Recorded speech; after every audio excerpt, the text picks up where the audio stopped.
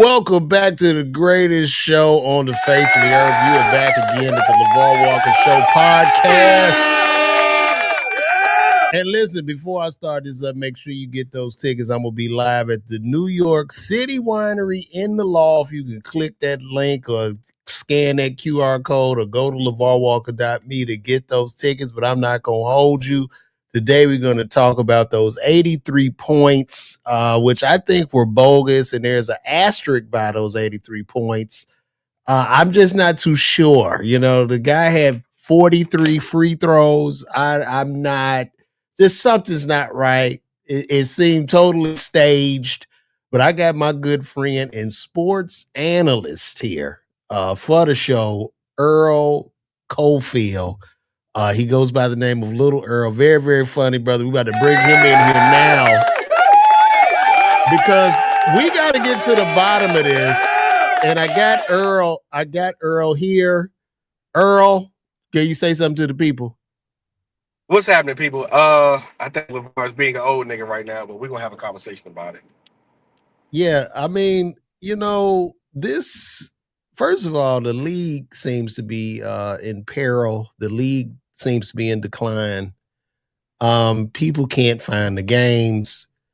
The league doesn't really have a real face of the league anymore. The league is lacking heroes' journey stories.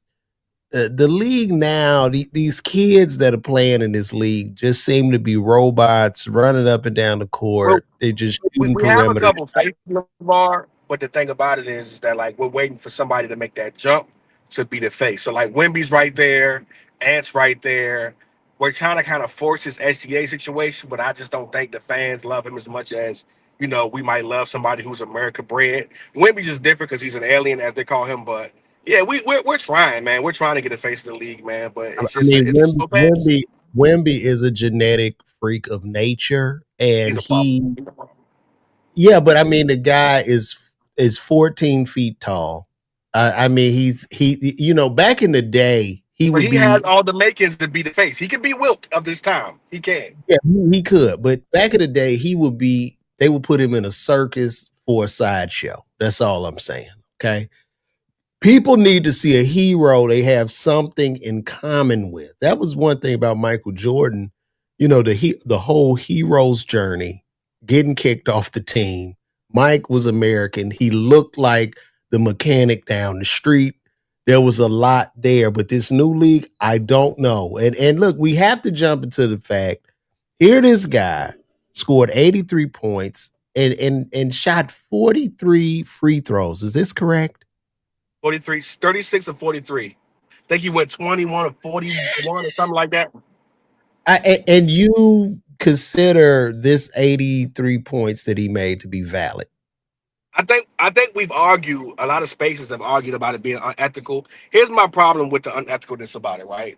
There have been unethical basketball play for years. I think the biggest problem we have is that since Kobe has passed away, we have looked at him and he's been near and dear in our hearts.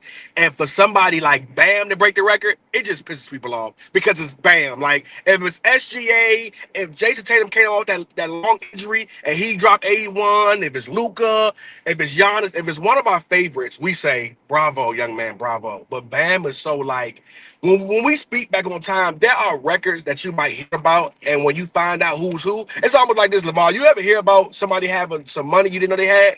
And you be Mhm. like, you think yourself, you be like, wait a minute, so and so got that much money? Like, first time I heard Byron Allen, who does the Comedy Unleashed, that Byron Allen was worth multi-millions. I was like, Byron got money like that?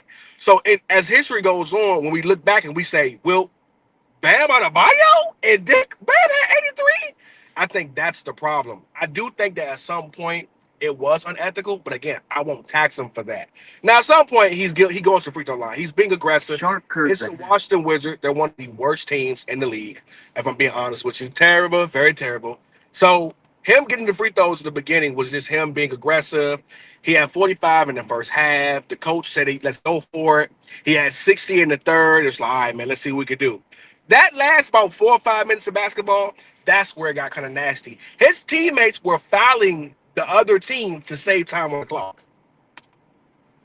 Well, Look, That was when he got a little that last 5 minutes when he got to like 74, 71. Them last 12 points got a little weird. yeah, bro. This is what I'm saying, right? Just that was clearly scripted. This league is lost. And then, my thing is this: you take a guy that only averages about 17 points a game. Make it make sense. Is this a guy that only averages 17, and this took his average from 17 to 18 points a game? He comes out of nowhere. Let's make it make sense. Can we at least make the story make sense to where I could understand a guy averaging 30 points a game? And SGA. and understand this, bro. Everybody, there have been several guys that have scored 70 points or more. There was no question that these guys scored the 70 points. Luka Yeah. Doncic, Yeah. Damian Lillard.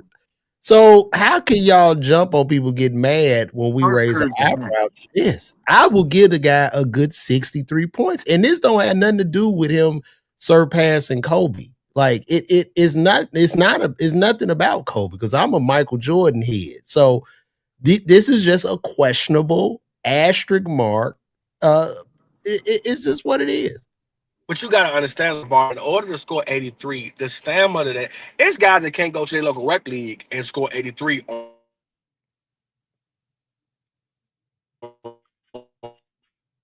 Uh-oh. Oh I man, do. now you kind of breaking up a little bit. You breaking up, Earl. Hello? You breaking up. Hello?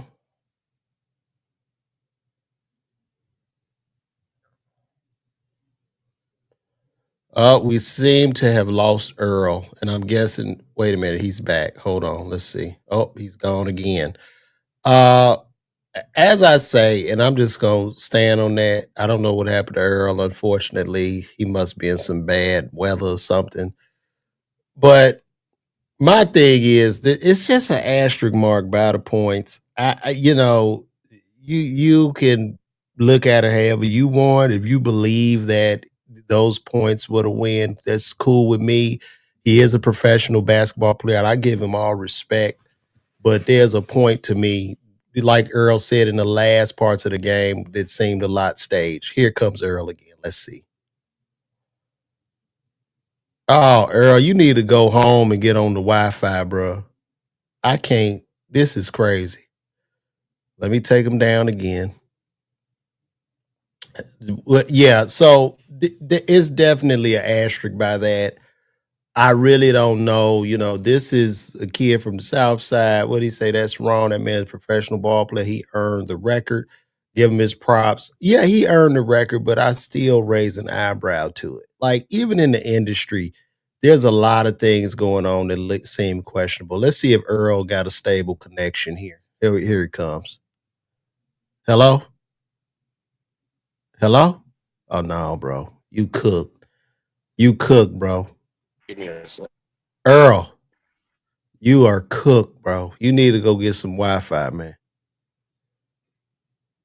You cooked, man. Hello? Yeah. Earl is cooked. He need to go home. Go home, bro. Get on the Wi-Fi. I can't continue like this. But anyway, I'm just not buying it. I got a lot of threats and people were mad at me in my DMs. They calling me an old head and all this, but it's okay.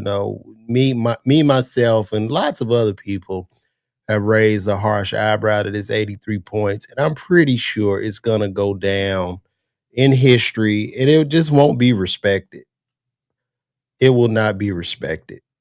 And Earl is cooked. Bro, just give up, Earl. Go home. Go home, dog. Go your ass home and get under some Wi-Fi because this is not gonna work.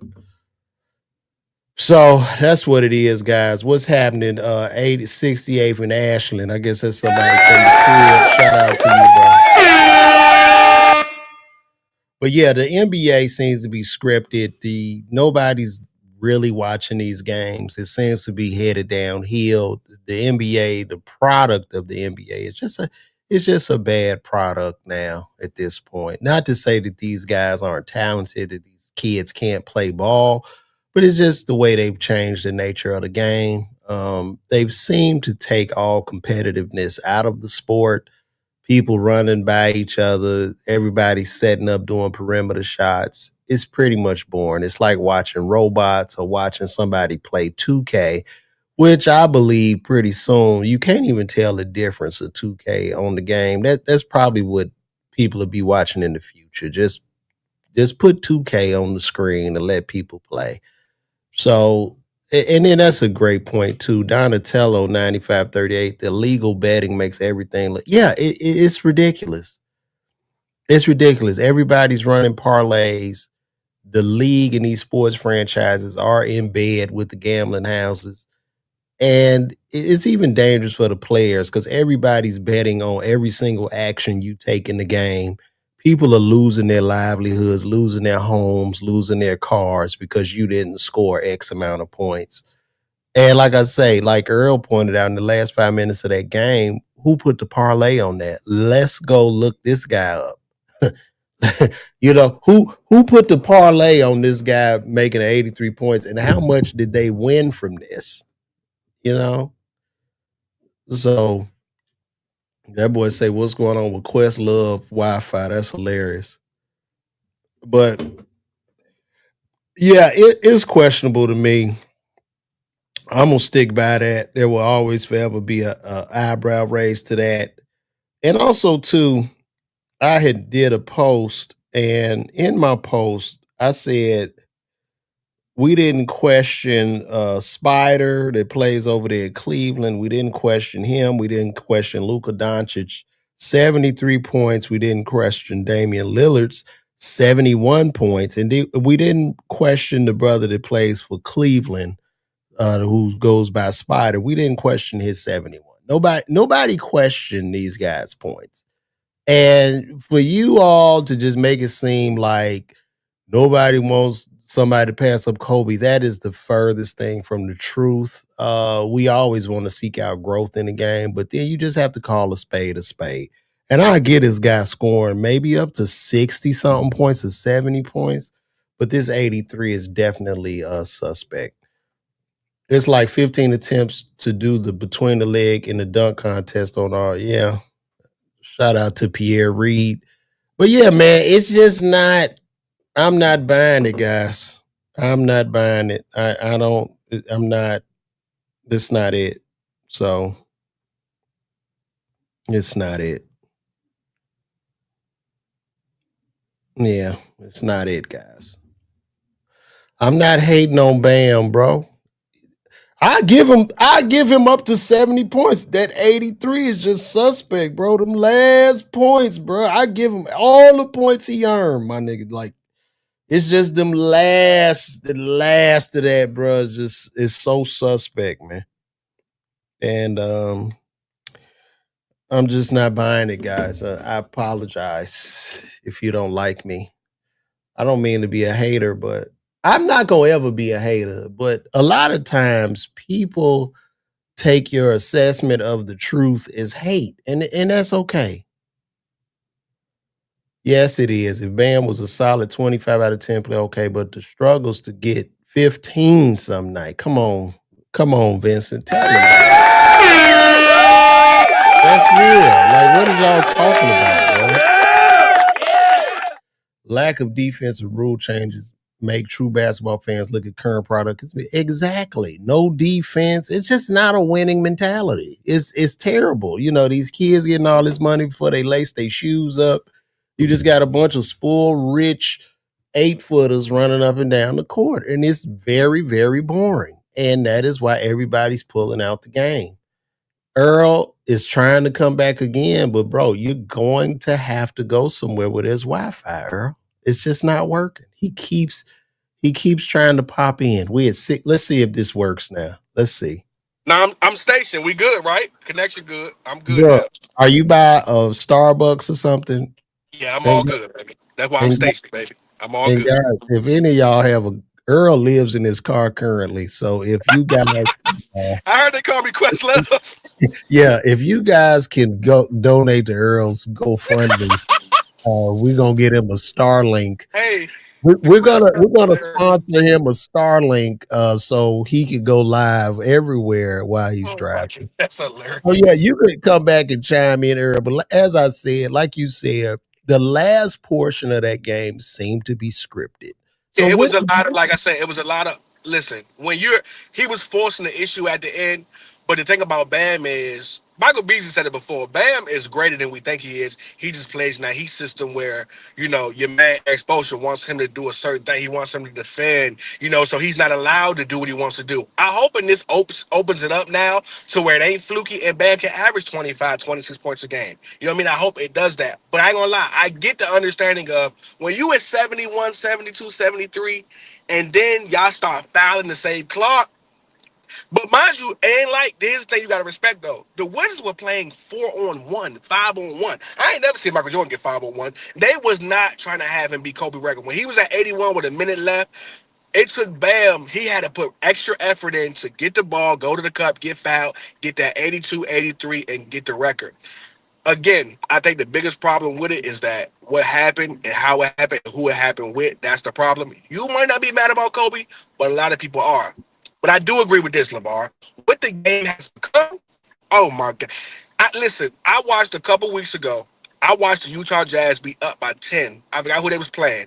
They benched every starter. And to the point to where Adam Silver has came out and said, we are putting bylaws in to where you can't tank no more. I was like, literally, they're doing that now. So next year, you will see different things happen to where you can be as bad as you want to be, but it won't qualify you getting the first round pick I on top mean, of the pick. the NBA to me is just stupid. I mean, you take a product from the '90s that was, they there's a thing to say if it's not broke, don't fix it. You take a product from the '90s that was a prime product where every black child wanted to go to the NBA. Everybody wanted to be the NBA. NBA players were superheroes. And then you trash the product, you change the game and try to adapt it to international rules, an American game, and not have the international people adapt to the American rules You gotta be is mad at the insane. guy then, because he was the international king. See, you gotta. I'm trying to grow my. It's a business. If you own, you know that, Laval, you own several businesses. As a man who owns a business, you know the bottom line is the dollar. So if I could get more market to more people and make more money, that's what's gonna happen. Now, mind you, you can say the game was great in the '90s, but points wouldn't score as much, pace wasn't as fast. So the NBA thought we need more points. Now my problem is this: there has come a time where you've gotten certain guys who not only never played the game but aren't really in tune with the game. They're just in tune with numbers. Those analytic guys. Those are the guys that say, "Hey man, mid range is stupid. What's the point of shooting the mid range when you can shoot a three and get an extra point?" So now you see the game developing. So there are a few guys who literally they're mid range guys like SGA, but those guys are some of the best scorers in the league. So we almost go against the grain on certain things. But what Mike did to the game, making it international, is part of the reason why they decided, you know what? We need to have international players get the same type of love that American players get because that way we got more countries rooting for us. We got more dollars coming in, more people watching. The So, NBA so, is a big so development. are you saying that product, the league of the '90s and the defense and the slower game? Are you saying that the international fans of people overseas weren't turned on by that game? It ain't that. It's that game. It didn't suit. Like I'm gonna be real. We make these jokes and we play, but I'm a guy that's not on the side of just shitting on people. I look at somebody like Jokic. I look at somebody like Luka. Yes, at certain points you're right. I'm not saying Luka couldn't be good in '90s because some guys will say that. That's crazy. What I will say is that he won't have the same leniency, which means because Luca complains about fouls now, and this is foul nation in 2026, and you complain about foul now. So no, you wouldn't have got the foul from Gary Payton. You wouldn't have got the foul from Charles Oakley. You wouldn't like. We know Jordan went through what he went through with the Pistons, and how even now the Pistons have adopted a little bit of the old spirit, and we looking at them as bullies. Like, man, they don't play the game right, man. That Stewart and that Durant and that Kay Cunningham, they be beating players up over there. But that's what the game used to be. Now, guys like Luka, Jokic, no, I do believe that Jokic can still be productive no matter what era he play in. He wouldn't be this productive because you had to deal with David Robinson, you had to deal with Akeem Olajuwon, you had to deal with Shaquille O'Neal, you had to deal Oh, with Patrick Ewing, that's the and they wasn't going to just excitement of let the you do what you game. want to do. Nobody be smelling Jokic. See, my problem with that is the European players, not the Giannis's, but the guys like SGA at times. SGA get way too many fouls called. A guy like Jokic. Jokic would have gotten beat up after a certain point of time. Not beat up as in like physical fight, but beat up as in the sense of like, there ain't no way I'm going to let you get 30, 12, and 15 on me tonight. No. A guy like David Robinson, a guy like Patrick Ewing, a guy like Shaq would have started physically dominating Jokic enough to where you're going to have to work on the defensive end before you just work on the offensive end. Even I watched KG come out and say, niggas don't smell Jokic cologne, which means ain't no way you let a 7 foot, 310 pound man bring the ball up court and you ain't all in his grill. Little stuff like that, those players don't exist. Little stuff like that. That's why you had to adopt the game because then they can't succeed. We know what the players were back then. Part of the reason why it's caught up because the game has lessened. See, guys like Tony Kukoc, those are the best of the best. Tony Kukoc, he couldn't even beat Hindu Turkoglu today. As good as we think Tony Kukoc was, Tony Kukoc averaged about 13, 14, 15 a game, probably 16 in some of his best. He couldn't hold a candle to some of these guys. And I think Kukoc could probably average 24 in today's league. Yeah, I mean, they blow by each other. It's just really sad to me. But it's representation, though, LeVar.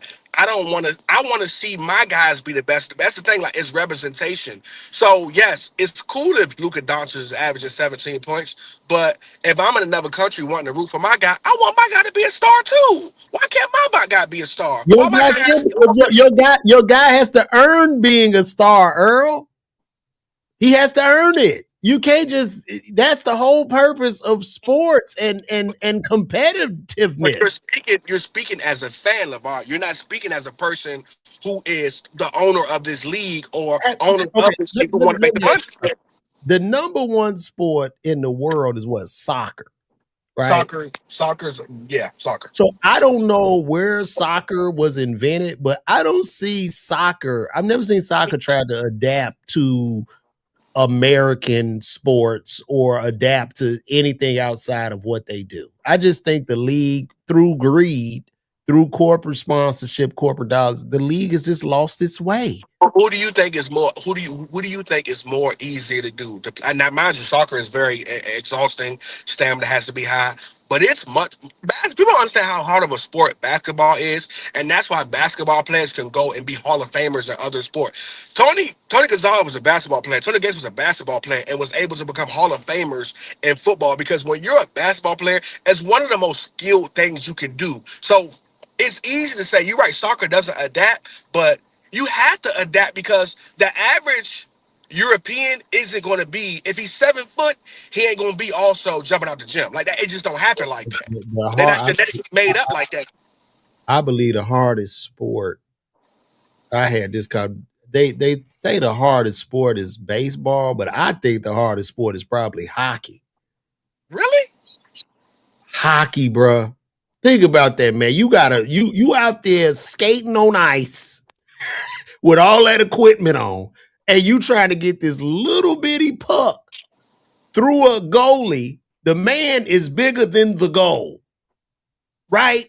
And you're fighting like they get hit in the face. It goes on, and it's freezing cold out there. That seems to be hard. Now, baseball is super hard. You got Baseball is a lot of hand-eye coordination. You're right. It's a lot of hand-eye coordination. it's not Baseball is almost tough. like and not hockey, but it's like golf. It's a lot of focus in baseball. Like you go if you ask the average person to go to a batting cage, I'm gonna give you 100 balls. I want you to hit five.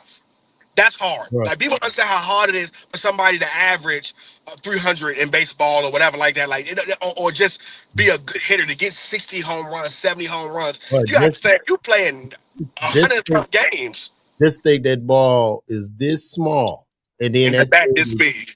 that thing is traveling at you at I don't know, 90, 100 something miles an hour.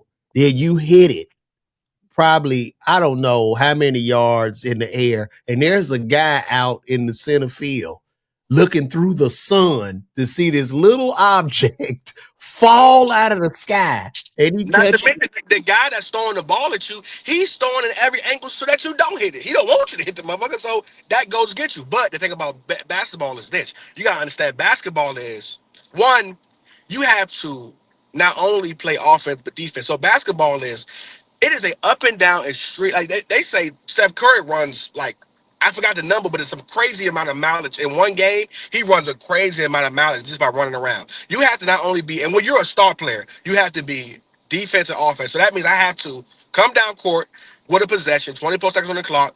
I have to Oh, be yeah, able to get not some in this league. offense. All you need to do is be offense in today's league. You, Defense.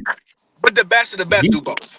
Defense. Man, Best of please. the best do Them boys both. ain't playing. Them boys just blowing by each other, man. The best of the best do both. And then the guys like Chris Paul who come around, who was 6 foot, but still got 9 all defensive teams and things of that nature. Those guys, like, it's But he an extreme. old head. He an old head. He don't count no more. This is a new league. This is a new league dominated There by are players who play one both sides of player. the ball now, not every, but guys like Giannis, even Westbrook. So if you watch Westbrook play, people might not like Westbrook, but if you watch Westbrook play, he gives his all on both sides of the court. And if you can play Westbrook 40 minutes if you want to, that man 36 years old. Like there are players who, again, I understand in your time there were you more had to do that for guys like Mike, guys like Dominique Wilkins, even guys like Larry Bird, like you had to be able to play both sides in order to be productive in this sport. Because if you wasn't, you was getting sat down, and they was exposing you more. So you're right about that. But there was so many guys in your era who just played defense. So let me Charles Oakley couldn't give you 50. Man, Dennis Rodman couldn't give you 10 points if he tried. so Earl, let me ask you a question. How do you think, and then I'm gonna do an analogy with stand up to this. How do you think SGA feels about these 83 points? How do you think he feels? Do you think Now he do he you should think feel no type SGA of guy that way. you Because if do you SGA gets 83 points, it's going to be the same. I watched SGA get 25 free throws in the game, and he might have got only Levon. I've literally watched SGA get 20 plus free throws in the game. He might have got fouled 3 times in one game, bro. He might have actually got fouled 3 times in that game. He gets the most phantom calls I've ever seen in my life. We argue Michael Jordan. We argue guys like Shaq, all that. You can argue all you want to, but them guys actually dominated to an era to where you can say what you want about Mike. Mike actually wanted to get to the cup. SGA ain't doing the same thing Mike was doing. So what's my guy name play for Cleveland? They call him Spider. What's his name? Donovan Mitchell. How do you think Donovan Mitchell feels about this guy's 83 points? I got to get more points up. Well, if you seen Donovan Mitchell, one of the guys who tweeted out how amazing it was. What about Luka Doncic? How do you think he feels about it? He might be bitter. Luka's a hater. People don't understand how much of a hater. Luka's kind of a hater, so he might be bitter. you know who's pissed off? Jason Tatum is sick to What his about Damian Lillard? I'm on DM. Damian Lillard follows me. I'm on DM and say, man, what you think about these 83 I think points? Dame wanted to go to Miami, so I think it's love there. I think Jason Tatum is probably the most pissed because he thinks he's baby Kobe. Him and probably Devin Booker probably the most pissed because they really love Kobe. So the fact I raise an eyebrow to this. This is probably how a lot of stand-up comedians might raise an eyebrow to guys that sell a certain amount of tickets. Off bullshit. Like it's what numbers? Get the fuck out. Selling all these tickets off Q&As on stage and people are mad. So this is comedian's favorite thing. He ain't even that funny. So you know his players going, he ain't even that good. And it don't even matter because he walking out with that bag, which is the most important thing. I ain't gonna lie. Listen, if you're not again, I'm a Miami Heat fan, so you ain't got nothing to say to me about Bam. But for the average fan who don't really watch the game as much, hearing about Bam getting 83 points is like you said, as a comedian, it's like hearing so and so sold out Madison Square Garden 4 nights in a row. You're like, what? Oh yeah, that is. If you a ball player, yeah, because the guy averages literally 17 points a game. He averages Y'all, 17. y'all have been so bad. Y'all have called him Asia Unbelievable. Wilkins. Y'all have called him Asia, his WNBA counterpart and his other half. Y'all have called him. Can y'all believe Asia Wilson boyfriend had 83 points? I ain't even call that man by his name. It's insane, bro. I don't know. Well, since you here, you want to rock out with me a little bit, or you got something to do? Good, I'm good. Talk to me. Okay, cool. Because we about to switch this up, and we're gonna go over some other topics. And this would be a good topic here. Let me pull this up. This is very, very interesting to me. I saw this yesterday, and it says here. Oh, this is good. Uh, it says here, and I had to share this screen with everybody. Mm-mm-mm-mm. I know you ain't about to show me no more NBA with Dwight and Amy because that been in my No, no, no, no, no, no. Since we are talking about basketball, Magic Johnson's son EJ says that he specializes in turning straight men gay. So oh my this god. is the final boss that I guess you meet before you reach pure gayness. I don't know if you if you go to some castle where Oh yeah, you're this is straight real. and you go to this castle and this is where you meet EJ, who is the final gay boss before he turns you gay. And what's interesting about this? I got some gay homies that swear they only date straight men. And I tell them, like, bro, you're That's delusional. straight man. You're not you're dating a gay man. They're gay. Like they want to have this ideology that these men that they are sleeping with, these down low men, are not gay when in fact they are gay. Once you cross the penile threshold, you you have reverted. You can't come back. You're over there. You Well, can't. there are people out there, in the words of Tyler Perry's of good movie. There are people out there that it all depends on who's doing the bending. They think that as long as I'm doing the bending, I ain't No, gay. no, no, no, no, no, no, no. You're gay. Okay. Listen, to any of my gay homies or fans that are watching this, there's nothing wrong with being gay. The only thing I would say, there's just some delusion here. You know?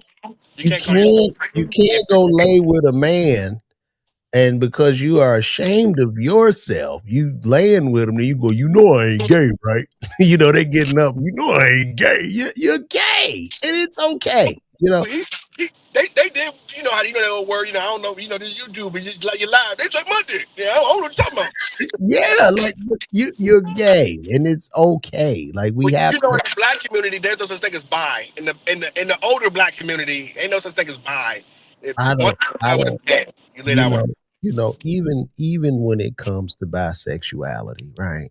I don't necessarily believe in that when it comes to a man, and I'm gonna tell you why. Okay.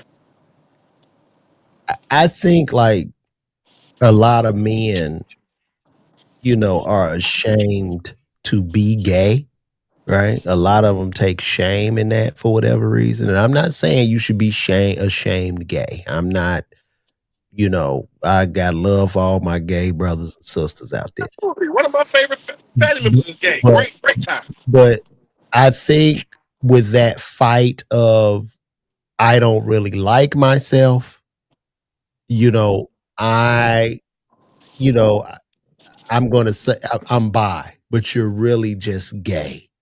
You're really gay, bro. You're not bi. You're a gay man. I just think it's weird for Easy to come out, and this is real. It's sad because I think it's just weird for you to come out and say you specialize, because in a sense, it's almost like you're looking for a man who's consider himself a heterosexual, almost to see if you can like. But you play a dangerous game with that because, like as I know, Levar, if you come onto the wrong guy, it could be a problem. It So could be a like, problem. And unfortunately, straight because a real straight man, heterosexual male, if you're hitting on them or you're flirting with them, like I got a story I've told before, you're gonna laugh. Fuck you. I never forget. I'm from DC. There's a place called Fireplace. Okay, It's Mm-hmm. see if you know you're from DC area. So I went to a Z Burger, um, right beside it. Z Burger sells steak and cheese. This burger. It's kind of almost like Five Guys, but not as expensive. I went and got me a shake off the late night. Went and got me a shake, cup burger fries. Never forget. Now, mind you, the gay club is right next to it. So when the let out, a lot of them go to the Z Burger. It's late at Mm-hmm. night. I'm with one of my homies, Mitch. You know him. I get out the car and I go get my food, and there was a gay dude in the corner, and he kept saying good night to me. So I know he's talking to me, but I'm ignoring him because I'm like, I'm not bullshit. He just kept going, good night, good night. So I feel like he was kind of stunting on me because he was full of gay guys. So he felt like I'm gonna kind of get my shit off. Same way men do sometimes when it's a bunch of men and you see a girl, and normally if it was just you and that woman, you wouldn't talk to her. But the fact that your homie's with you, you got a little bit more braveness.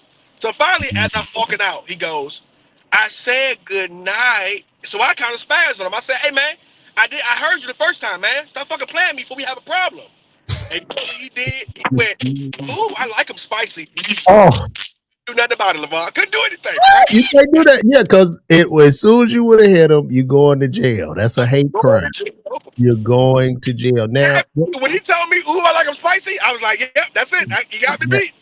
now, in regards to EJ, I'm gonna say this, right? It seems like EJ, the way he's talking, that's how them jailhouse niggas talk. Yep, They yep. be in jail. They see, and they want to bend you. They want to turn you gay. That sounds the same way. So EJ probably would have a great time in jail. If he was in jail, hey, you can turn out a lot of bodies in there. So I yeah, just EJ. go for what you know. I don't like. I specialize in turning straight man gay. That's just And not then what? And cool, then man. too, It's just not cool. the only thing I would say, and this might seem somewhat wrong, I just don't think. How tall is EJ? Let me see how tall EJ Johnson is. EJ Johnson height. Okay, EJ is 6'2", right? EJ probably wears He's size not 6'2". 14. Huh? He taller than He's 6'2"? taller than 6'2". They got him at six. I've seen him next to his father. His father every bit of 6'9". Either got to be 6'5", 6'6". He's damn near right next to Magic, bro. With no heels on, with flats on, Oh he's yeah, damn near I'm the same looking. size as Magic. Yeah, I they know Magic. lying. Yeah, that this man is 6'6", 6'7".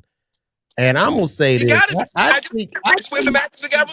am They I about the same height. am I wrong for saying there should be a height cutoff for gay? I think over 6'6", 6'7". We got to stop right there. You can't be that big. You're too tall to be gay. I think no. I think it should be his my thing. You do what you want to do first of all, but I do believe that at a certain height, you should be only doing the bending. Like there should be no 5'11" man bending over a 6'7" nigga and going to battle. Bruh, and then you gotta look No at gay them shoes. trees. That man wears a size 17 shoe, man. You gotta look at that big long foot. How do you even put a size 17 shoe over your head, man? You know when you with your lady, you put the hands, the Man, leg go up here. How you put a bruh. size 17 up here? Up here. Lord, oh God, it's getting. Well, We gonna get off this topic. God bless EJ. But you only dating gay men, EJ, and you see them. And I think they sense each other out. Like I've been hit on before by a gay man. You know what I'm saying? And I'm not gay. You know, but I think they sense out kind of who's gay, and then they try to act on them be like them being gay or something. I think Yeah, that's I have heard in my past from gay people that I know that it's a sense. You can sense when a man is, and you got to be very careful about the men who are overly. I don't want no gay people around me, and all like they got cooties almost. You got to be careful of those guys too. I've heard in the past. Oh yeah, yeah, yeah. That shit is weird. Like Shouldn't I'm feel because I can tell my people right here. My people do know this. One thing about LeVar Walker, I'm honest. And if I was gay, my nigga would be standing in here with me right now. I have a big old nigga sitting in. what? You like a I'm big like, this nigga. my man right here. I don't give a damn. You'll know if I was gay. Shit, This I nigga bigger than you, huh, Lamar? yeah, he might be big or whatever. He'll be right in there with me.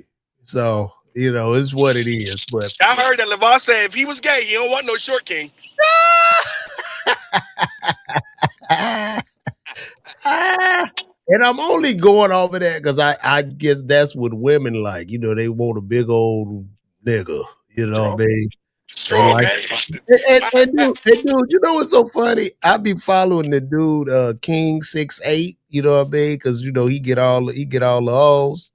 And I just be in awe. Like they stop, they look at him. Yo, literally, bro. Like I'm with you on the king, nigga.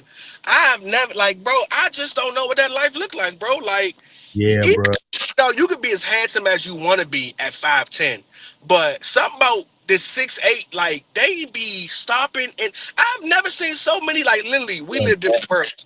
that I'm is, still having to go approach my women. Now, it's been times in my past when I've been a little better looking. I'm a little rough right now, but whatever. Fuck y'all in the chat. He not talking shit. Talking about where the roots at.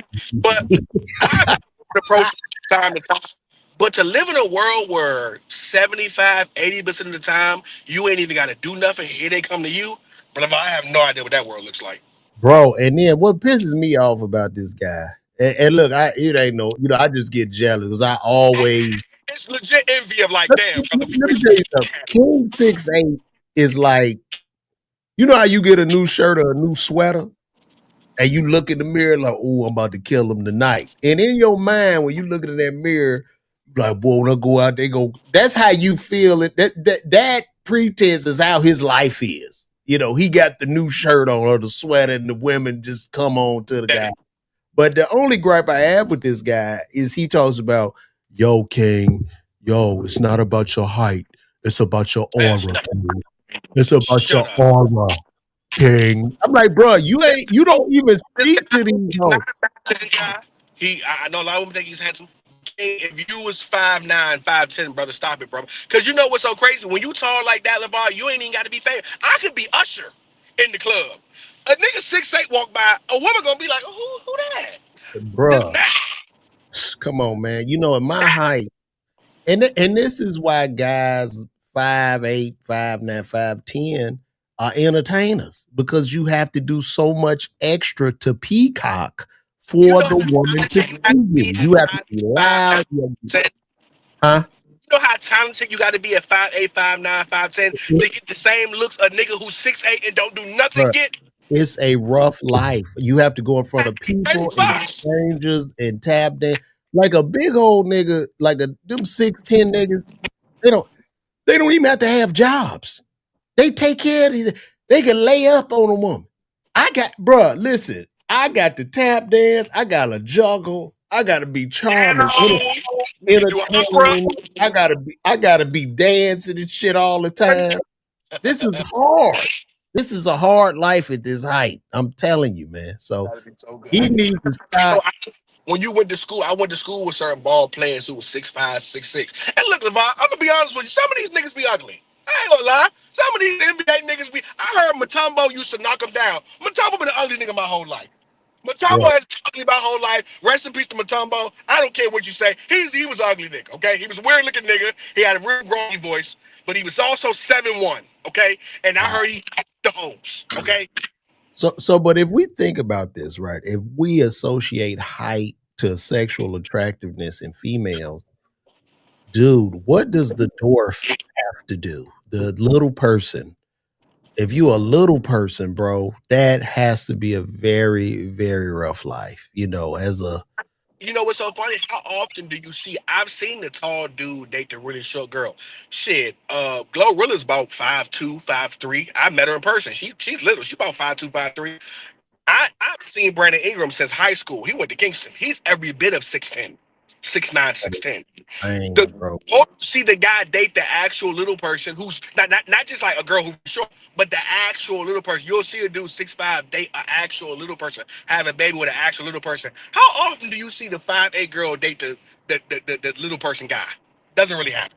It happens. I mean, if you Kevin Hart, It's so rare.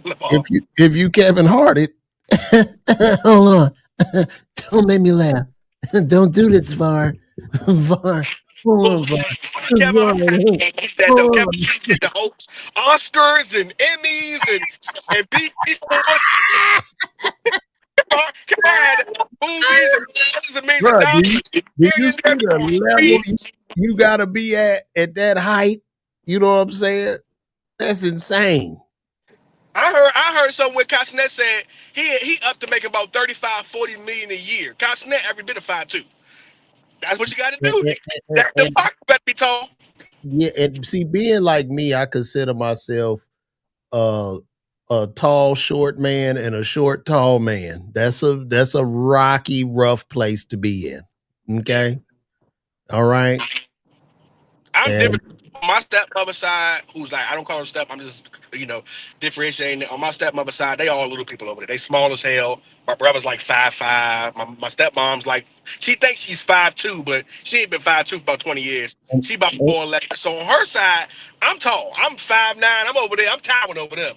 When I go to my biological side and my 2'6'3" brothers, oh, what's up, little nigga? Oh man, what's happening, baby? Like and it's see, and see this goes into that. Now we do another transition, and this shows that Michael Jordan was sent here by God oh my with god. a with a 5'8" father.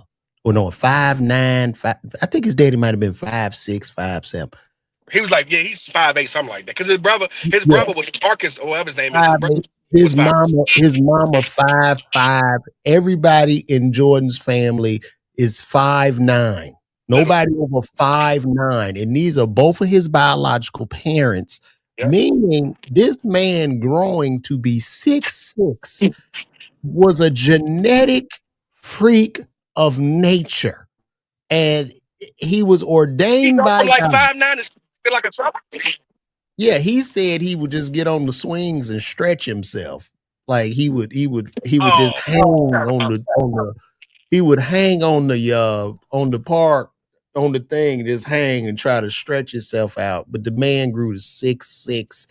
And that's why he don't even make sense. You can look at all them other players, you understand why they 6'8", 6'9". It's genetic, but genetically speaking, this man should not be 6'6", bro. Like if we really think about it, Michael Jordan should be a 5'8" mechanic that never made it working in Wilmington with a lawn service. Like he would have a lawn service and fix cars as well on the side. That's the reality of what he should be. But God, he when from in the God south, steps deep in, south. when God steps in, there's a different plan. Amen. So, all right, we're gonna go to another topic. This is great, Earl. Where are you going today? Why are you in the car? What's going on? Hey man, I'm just moving around. I had to do a little drop off, man. That's all, man. That's all. Well, I don't know. I don't even want to know what you're dropping off, so I'm just not gonna ask. Shut it up. I'm not even gonna ask about that. You know what happened to Earl, the last security guards? Earl, how did you feel about uh Magic City Monday at the Atlanta Hawks arena for the NBA? Well, it ain't too far fetched because if you know, you know. You know who made Magic City popular, right? Who? The great Dominique Wilkins. Dominique Wilkins literally coined he coined phrases in Magic City, and Dominique Wilkins literally brought NBA players to Magic City. They did a documentary talking about it. The pioneer for Magic City, other than Mr. Magic, of course, himself, was Dominique Wilkins. He popularized it. He brought NBA players there, which ended up bringing rappers, which ended up bringing the dope boys. Like literally, he started the trend of when he played for Atlanta Hawks of bringing people to Magic City, which blew it up. He literally, Mr. Magic admitted to it. He said Dominique Wilkins was like he's like the godfather of Magic City. Good old human highlight. But let me ask you this, right? What does that have to do with, and that's great. I think, the strip club is a place like a saloon, like back in the day, men to go to the saloon. Oh, he gone again, No, yo. I'm here. I'm here. I'm here. I'm here. Why you Give me black? a second. It's Give dark. me. Yeah, I I'm here. can't And see. I turned my screen off for a second because I had to move something. That's all. Relax. I ain't going nowhere. I'm still Okay. here. Yeah, Okay. give me a second. So here's my thing, right? the strip club is cool. The strip club is a place, men go have conversations in front of naked and scantily clad women, Mm-hmm. and you rock out, right? And that's just something that's just what it is. You have strip clubs, you also have uh swingers clubs as well. There are a lot of swingers clubs in Atlanta. Now there was the big deal in Atlanta in regards to Magic City Monday, because you can't partner. A strip club could never shouldn't be able to partner with a professional basketball league, which Not shows with the me, NBA brand. That's disgusting. Like, you come on, guys. What are we doing?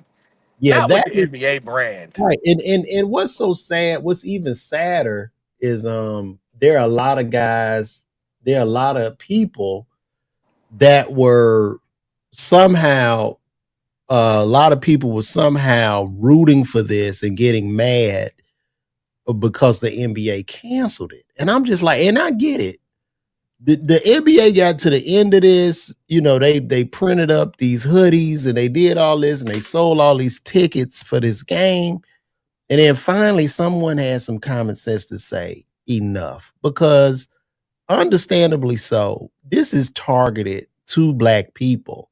It's targeted to black people, but it's going on a national scale. So when you push a night like this on a national, worldwide, international scale, it just tells the world, okay, this is what black people want. And And there are kids who have no idea what Magic City Monday is. So imagine you live in the state of Atlanta and you're taking your son to a Hawks game on a Monday, and your son is here. Oh, he's 8 years old. What's Magic City Mondays? So he thinking, maybe Magic City Mondays is just dude, Monday's magical. and But I just think it's so irresponsible for a lot of our celebrities to not understand why this is not a good, or why it wasn't a good play. You know what I mean? And yeah, to we those push strip guys, club culture. yeah, but to those guys that even champion it, they never can seem to answer my question. My question is, would you want your daughter working at Magic City? No, Would you drop your daughter off with that G string and bikini? If you won't, then you can't be for this, my friend. you are You know what I awful mean? for So a even lot of saying them, that. they just straddle the fence. And Atlanta culture, it's one thing. Atlanta does have a rich culture, but it's another thing It's- for Atlanta subculture. Those are two different things. Atlanta culture and Atlanta subculture coexist, but they're far two different things. When I think of Atlanta culture, I think of the civil rights movement, Dr. King, Abernathy, Hosea L. Williams. Black I think Hollywood, of you know. Pastels. I think of, Tyler Perry with the studios. I think of a lot of positive things with black people, but subculture is here. Subculture is the celebration of the strip club. Or sub celebrations also, sub celebrations The also celebration of the street freaky. music and people getting shot in the streets and all this, Yeah, that and you can't leave your car unattended at the gas station. They will steal your exactly. shit. This is all Atlanta subculture, and And for we know, of course, the Down Low brothers. They swear are full of letters are full of that happens. yeah, they swear that too. But I mean, if you gay, you gay. Like Yeah, it's that's everywhere. I think Atlanta just popularized it. That's all it is. well, not Atlanta. I mean, I thought it was San Francisco, but for whatever reason, I guess it's here. I don't know, bro. But I don't think we correlate black men and women with that culture in San Francisco where we do in Atlanta. That's weird. True, true. But this is great. Let's see what else we got. That's great. So you are against you are against them having the Hawks celebrate Magic City. No, only, Correct. only, only, only NBA team that should be having Magic City Mondays is the Orlando Magic because they are actually Yeah, the I mean Magic. I think that was kind of the thing because they were playing the Orlando Magic, as you can see, Hawks versus Magic. So that was kind of the spinoff on it, but it's just But not we know what Magic City is in Atlanta, so that's right. not cool. It's tasteless. It's So very tasteless. so you would agree that that was unwarranted and unnecessary. Yeah, now you can't. You know what the culture is behind it. It's almost there's certain. I'm gonna give you a prime example, right? Remember when Michael Jordan did that commercial and he had the Hitler mustache and how we tore that man apart? Mm-hmm. There's so much history behind that mustache. Same way there's so much history behind Magic City that is like you got to be better than that. I know you might say, man, well, we don't mean what they wanted to mean, but yeah, just what we know it as. You have to be more careful with that and be more responsible. That's all. I know it's maybe you don't mean it that way. Maybe it's you trying to change it to something new, but it has too much history behind it. Just change it overnight, and now we're going to slap it on an NBA night. And kudos to the NBA for catching up to that because there are a lot of guys who have no idea what Magic City Monday is, and that's why it even was able to go this long before they canceled it. They canceled this thing a couple weeks before it happened. The moment someone random idea passed them, they should have been like, "Oh hell no!" But because people are not in tune, somebody must have whispered somebody in and said, "You know what Magic City is?" And they went, "Oh hell no! You tried to pull a fast one on us. Try to pull a fast one on us." Yeah, this is it's really sad, man. Especially when people taking their kids to the games, man. Come on, man. What you going? And what was Magic City Money going to be? Wings and titties? Like what were they going to actually do that night? It's insane. Uh, so thank you. That's good. That's the first time you ever made sense, Earl. Um, but we're gonna go to our next topic, and this is insane to me. But right now, let me put this on the screen. Right now, as you can see on here, gas is $8.21 in California. Yeah, Uh, I've lived there, so I know it's expensive. You get and used to it though, weirdly enough. hold on, let me see some. Let me see. Can you hear that? Hmm. I hear it.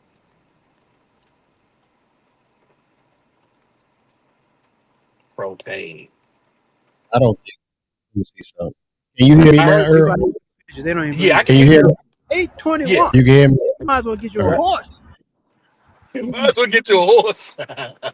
They weren't lying, guys. What I mean, LA is just on this decline, bro. I don't see how LA is sustainable. Um, we've had conversations in regards to Hollywood being on a collapse. How is this sustainable, bro? $8 in gas. There are no productions moving currently in Hollywood.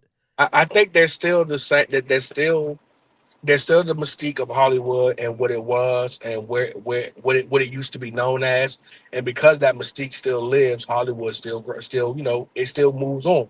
There are not enough people who know or not. There are people still on the outside world who look at Hollywood to be Hollywood. They look at Hollywood to be Hollywood. The Hollywood signs, stars, entertainment, Paramount Studios, Universal Studios. They still look at it to be that. But most of the people who've lived in California or have frequent California know what California has become, especially since the fires. But yeah, again, it's just not enough people have enough knowledge. That's all it is. And tell me what was your life like how long did you live in LA? About a year. Because Earl is a comedian, guys, and he did move to LA. He was living I believe his Hollywood dream out there. And that's when he went homeless and everything spiraled out of control. The drugs, the Oh part my God. the Diddy parties where Earl got diddled several times. It's Yeah, niggas who no, say but like it just seems to be falling apart, and I don't know where it goes. I just saw where, and I'm trying to pull this up now. There's a Chinese AI company that's putting out full movies in AI, and I mean these are I've really seen a couple of previews of like we talking about like 5 minutes of a movie where I promise you, LeVar, I couldn't tell if it was the real movie or not. I seen somebody do an Avengers. So the new Avengers coming out is supposed to be, I can't think of the name of it right now, but Doomsday. Someone did a AI version of Doomsday. LeVar, I thought someone had leaked the movie. It was so good. let me I see if thought someone leaked the movie. It was so good. I'm gonna see if I can find that. Yeah, it's a Doomsday AI leak, and it's so good you would think it was the real movie. This is insane. I think I have it. I want to see if I can get a clearer shot. Let me see. Let's pull this up, guys. Oh my gosh. It's insane. You see it? Let's see. This might be it. Let me add it. Add this to the. Why is this not add? Here we go. Let's take a look at this, guys. This is Now, this. mind you, this is all fake, y'all. This is all AI. So, what's the plan? We need to find other superheroes from different universes and form a team. Johnny Blaze, we need your help. That's right. Woo! I don't know what happened to the sound, but this is insane, bro. This is all AI. That's insane. This was done on a laptop. They typed this out, guys. They use prompts. They use credits to make this. And this would easily be a $200 million movie that Look at this. can Look now. at this. This has never happened for real. This has never happened for real. Look at this. That's insane. And it's so funny to me that how Hollywood cries out like they're not going to be using this technology to make these This movies. is not real. This is all make believe. Who is the? Ooh. Why does this look better than the real though? In a world where things seem real. In a world where Hollywood once I thought that was really the guy. Goddamn. until Hollywood lost it all with a computer. Welcome to the new world where they don't need actors. They don't need writers. All you need is a Wi-Fi and a laptop, and you can create the movie of your dreams. That's right, boys and girls. Hollywood is dead. It's officially dead. Look at this shit. Look at this shit. That's really Chris Evans. That's really Hemsworth. This is so listen, my brother. This is why they fought. This is why they fought for the writer's strike, because y'all don't understand. Trying to be the entertainer in this business is, our likeness is what gets us paid. You pay to go see Denzel. You pay to go see Michael B. Jordan. You pay to go see Dwayne The Rock Johnson. If there's a world to where you don't have to show up the studio, we can just make the movie with your likeness and with basically you, but the AI version of you playing in the entire movie. Not only that, but now not only do I not have to pay you the money that I would normally pay you for being on set, but now when you die, I can still use you years after. Could you imagine how many Bruce Lee movies would still continue on? But here's the thing: what you're saying with the strikes and all that, and people using their image and likeness and this, that, whatever. Now you can prompt this to say,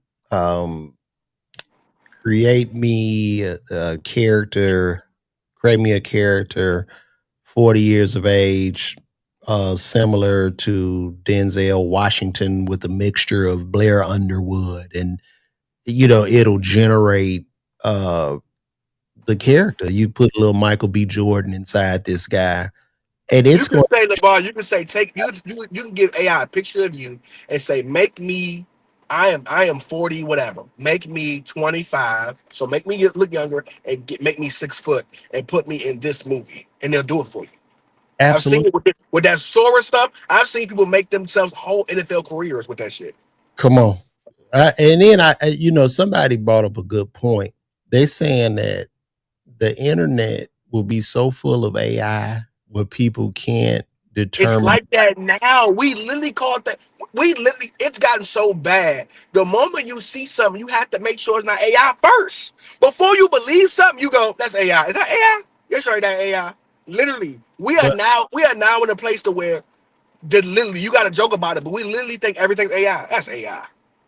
But dude, we're lit like they say we go into a place where AI be good in the sense of the internet and everything will be will become so done, overtaken by AI that people will start going back outside and being like it's the 90s again. You won't even, you just go totally take your mind off internet because you'll be looking for a real reaction. That's what they guessing. Well, hopefully it does create that to where we start to be like, you know what? We can't differentiate who's who and what's what. So let's go actually meet people. But the thing about that, before it gets there, it'll get so bad to where there'll be real people who create real crimes that you committed to put you away. Like guys like Trump and all, like, there are certain people who like they are not just gonna say mean enough, but more evil enough to where like if they don't like you, they'll create. So I know women who, if they mad at you, they'll tell the police, "Hey man, he put his hands on me," even though you never touched him. So imagine the person who has a vendetta with you, who can now create a video of you putting your hands on them or you doing something to That's, them. bro, that's why y'all gotta leave these hoes alone. Leave they ass alone because you know, men, we in trouble. Men are in trouble. You got to be careful. Here's another AI where they actually used this is AI, but they make it look like they behind the scenes. But this is all AI. Look at this. This is for Doomsday, Avengers Doomsday. Look at this. Look at this. This is all AI too.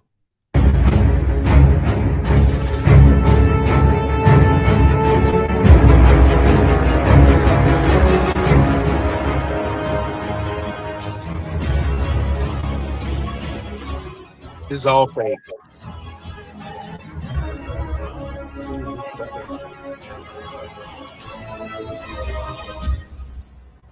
That's wild. I Only, mean, I don't even know if Deadpool's supposed to be in Doomsday. That's probably the only reason why I'm like, I don't know. But yeah, I would believe that was a real. If you sent me that, I'd be like, oh shit, somebody got Doomsday on set. I wouldn't think nothing of it. but then I guess, when you think of Hollywood having a monopoly on attention for the past 100 years and then the bubble is just burst. Isn't that insane? It's Yeah. a bursted bubble. And, as I tell you, we always had these conversations just about in the stand-up comedy field about how there's really no more industry anymore. I Yeah, mean, it's like coming to a party. If you're a younger guy like myself, trying to get into like entertainment, you've been taught something your whole life. It's like coming to a party that's closing down. Like you ever come to a party, you like, oh, we about to party hard, and they put up the chairs and the tables. You like, oh, wait a minit, the party over with? Like, yeah, we done with that shit, man. We going home now. right? So yeah, and it's like I tell these young comics or whoever coming into the game, your career is based on you, God, and the fans that you build. Yeah, Like the industry is only gonna step in what's left of the industry, which is not even they just banks. They just stepping in to partner with you. So if you already got some heat, if you got a fan base, then hey, well, let's partner with this guy and we can help him make more money. But that's where it is. As far as the industry and these festivals, I just don't think they have the power anymore. I don't see it, man. I don't see it. I don't see where you go to JFL and you make a career. I don't see where you go to Netflix as a joke and you're making a career. I just don't. And shout out to everybody that got those opportunities. I'm not knocking them. you know it's getting to a place. No disrespect, I think his stand up was funny, but you know it's getting to a place, Laval. You know it's getting to a place. Again, these people are funny, so I want to go on record by saying Right here. y'all are giants, y'all are funny. Is no disrespect, but when they're going to get the Samoas, the Bruces, it's like it's shocking because it should have been in the beginning. It should have been go get the legends before we go get the guys who are not proven. We know Bruce will have a good special. We know some more will have a good special. But we went the route of getting the up and coming guys and putting them on Netflix specials first. The fact that we've gotten to a point now because of guys like Ali Sadiq, who's went out there and did their own thing, guys like Ryan Davis, who they've turned down, and now you given Bruce a special, you've given some more special. You look at it like, wow, like y'all starting to Yeah, reach now because no, those younger guys that's my age and younger, they're saying, I don't need you. I can go no, get 10 million over here with my fan base. well, yeah, and Andrew and Schultz. and the thing about comedy, stand-up comedy lives on YouTube. Make no mistake about it. Netflix can't compete with YouTube. They just cannot. Even though they like for instance with the Breakfast Club. One, I don't need a subscription for it. That's off the rip. One, I can literally Exactly. go on to type Laval. As long as Laval Walker has an open special on YouTube, or Earl got an open special, whoever your favorite comedian is, I can go to this day. I can go type in "Elephant in the Room" and go watch Patrice O'Neal 1,000 times over. I don't have to pay $19.99. I ain't got to pay $7.99. I can literally go get it, and I ain't got to worry about ads and none of that stuff. But if I do worry about ads, at least it's free, so I'm okay. You can't compete with that. You can't compete for something that's free. And You can't. we're watching like the decline of the Breakfast Club because they kind of, to With the me, Netflix. yeah, they sold themselves out. They put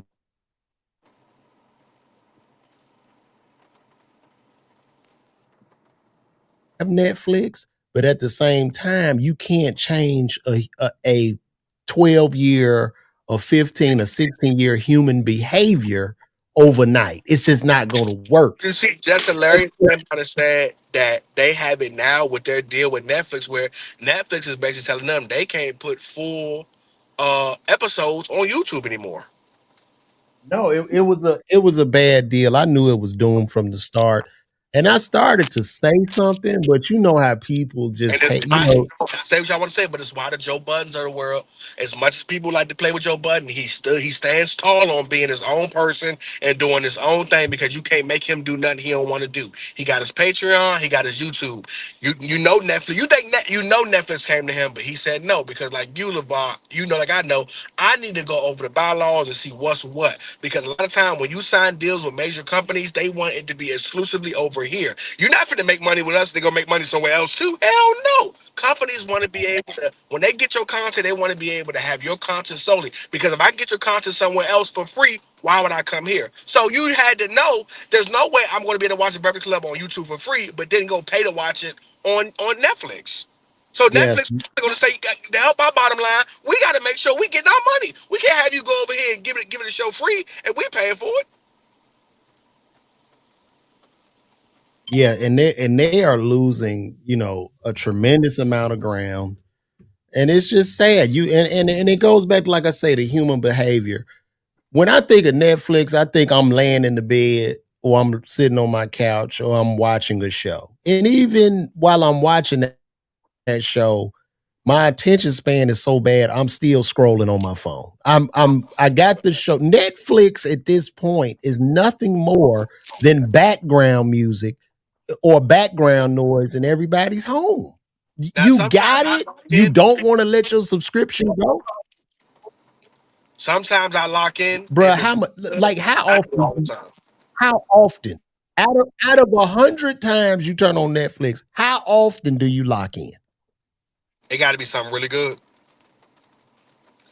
It got Just I you got don't. this thing that Okay, happens to me. you I will rewind something enough to where I'll put the phone down and say, all right, because I did. This is my third time rewinding. Like for instance, when I went to go watch, say I don't want to name nobody, but if I go watch a special, I might have missed a joke too many times where I go, oh, let me put this phone down because I'm not focusing enough. Now I'm missing jokes and I gotta rewind it. I'll do that. But like you said, dude, my phone gives me phone time at the end of every week. It's insane how much phone time we spend on our phones throughout a week. I'm about to look up my phone time. Hours and I hours mean, I and mean, hours. I live on it because I'm low key making a living off of this. So it's probably 12 hours or something. It's insane. I don't know where that screen time thing is, but If you go to set, that's you should be able to go to settings and type in screen time at your search, and it'll show you all right. Here we go. I average 10 hours and 57 minutes a day. day, a day. Think, 10 think, hours. think about that. There are 24 hours in a That's day. You 10 sleep. hours. The average person sleeps about 8 hours. So Yeah. that So that's means between the 8 hours you sleep, now you're down to 16 hours, right?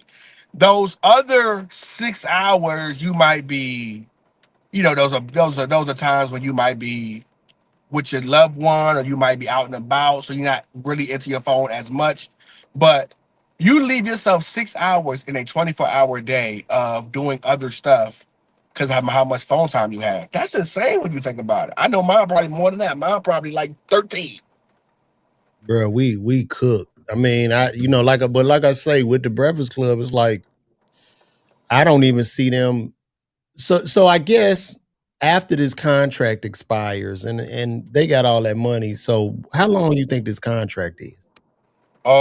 They probably signed like a 2 or 3 year contract. I don't think they signed it for that. Like I do think Breakfast Club is smart enough to know that this is brand new. It's not solidified, so we ain't gonna go to a long term deal because it's not I think solidified. I So think probably two I or three think years. if you had a well, I can't really I can hear you, but you're not moving on the screen.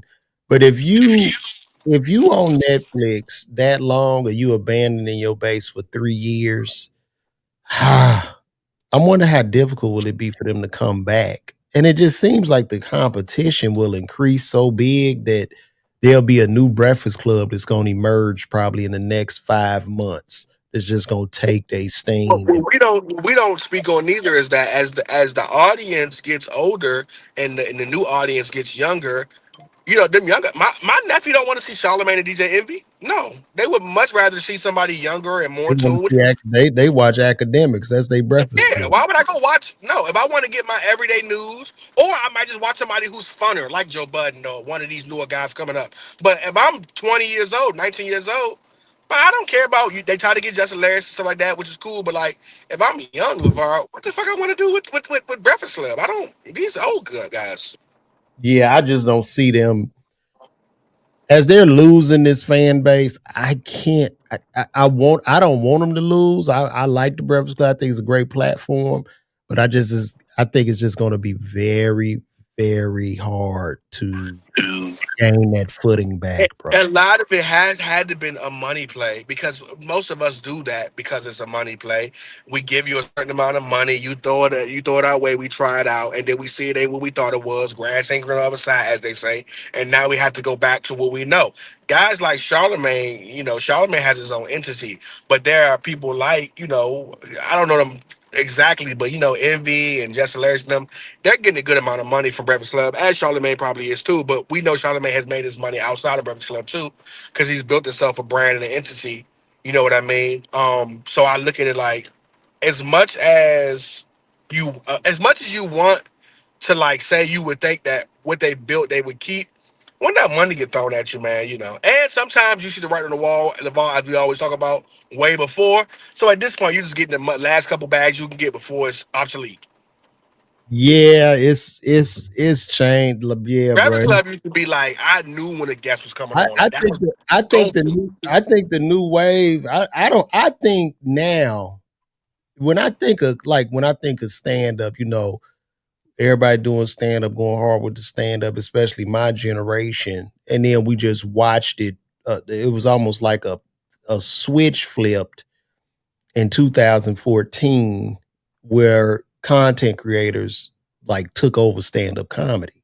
Yeah. And now there's another switch that's being flipped where I think streamers are going to come in and take over stand-up comedy. I think that's the new way. The live interaction. It's crazy. But man, I was out of here, man. Somebody say 2012, and that was about the time because I was really, really hot. I had just won Miller Lite. I had auditioned for. They flew me out to audition to be on in Living Color. I started touring on Shaq All Star Comedy. I started doing a lot, and then all of a sudden it just boom, and I had to totally repivot and figure it out. Like right now, I'm figuring it out, coming live every day and trying to increase this engagement. And while I'm increasing this engagement, hey, you guys make sure you get those tickets. I'm gonna be at the New York City Winery Loft this Sunday. Y'all could come in, get those tickets, and we're gonna have a great, great time. And Earl will be there too. So that's where we at. Earl, hello? I ain't went nowhere. But bruh, I don't know. Your thing froze. That's the Next thing. time I call You you, were your froze before ass too, but I hear everything you're saying, and I'm here. you in a terrible spot. Um, it's really sad. He done. You cooked again. You can't say I'm good because I'm talking. Oh, okay. Yeah, You got me. You got me. I You see it. froze, big bro. Yeah, I see the one bar. I'm not even moving, but I think it's just the weather over here. That's all it is. bro. Let me see. Well, I guess this is it. I think we're gonna wrap this show up today. I don't know if there's any other thing I want to talk about there. Yeah. So this is it, guys. We're gonna wrap this up. I want to thank you. Thank you, Earl, for pulling up on me. And thank all of you. And once again, I'll be live at the New York City Winery this Sunday, man. Get those tickets. We moving tickets. There's not many left. And pull up on your boy, man. I'm out. Good night and God bless to you all.